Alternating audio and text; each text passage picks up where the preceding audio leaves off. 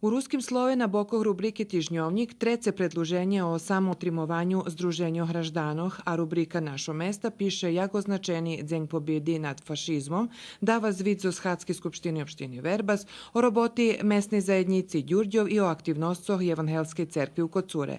Jak bilo na otveranju Međunarodnog poljoprivrednog sajma i jak opština Kula ažuruje podatki o stanu u porcinaj upravi, piše u rubriki Ekonomija.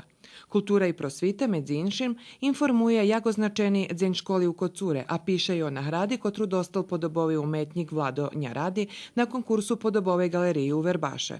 Mozaik predstavlja Miroslava Malacka z Ruskog kerestura, a rubrika Ljudze, rok i život čitačoh upoznava zos Ljubomirom Zahorjanskim zos Kocura, Dragicu Živković zos Šidu i familiju Mihajlovski zos Đurđova. Na bokog duhovni život prenješeni u pečatki zos palomnictva u Lurdu, a piše i o pririhtovanju na Viberanki Novog cerkovnog odboru u Đurđove. Sport zaznačal počatok pešenstva u šahu i RTS Cross u ruskim keresture.